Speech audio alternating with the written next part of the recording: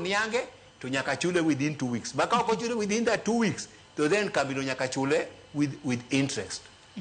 To iwacho gimoro kanyo Atiang kapo kwa dhie yueyo.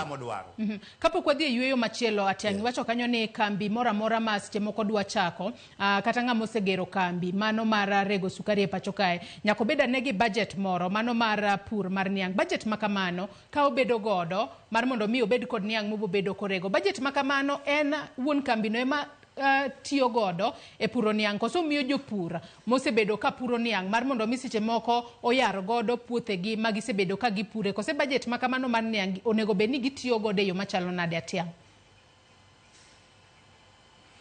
Erokamano Joyce, anyalo wacho ni kiweyo Sony gi Chemelil gi Nzoia magin kende kambe man gi nucleus, kambe modong mobiro gi te Joyce gin kambe ma private.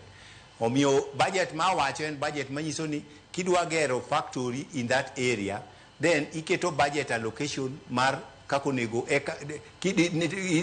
igero factory ni odiochieng kodiochieng kobro rego tan 1,000, then nyaka itima projection, nyaka tim development mar that niang, kae tikao tan 1,000 kuom ndala diwa, kuom ndala biro in a week, kae tichaki goye gi ndalo 30 in a month, tichaki goye gi dweche 12.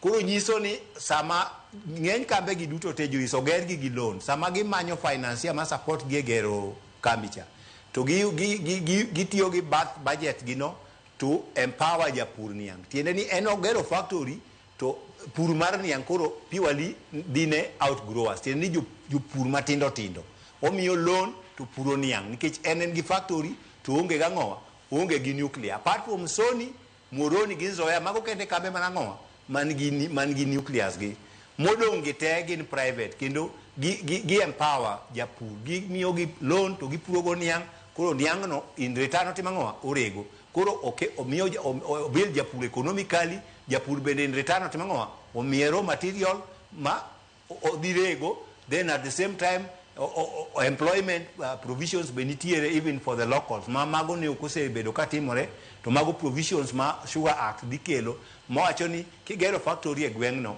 to nitiere obligations mamoko, public relations ma ibe nyaka tim ang'owa, nyaka involve in weche mag somo, yore mamoko machalo mag loso nderni, nyaka plow part of whatever miyudo back to the community. So loan mawacho en ni gi area under ken dhi medore nikech gin gionge gi lope mag dhi pure niang, lope mantie gin mag jopiny, so gi partner gi jopiny to gimiyo gi loan to gipuro niang, and that builds the economy ma Kenya. Wachungo sukari ma oko, wa increase production, then some increase production jabi kambe gi ondiko ji, so employment is created.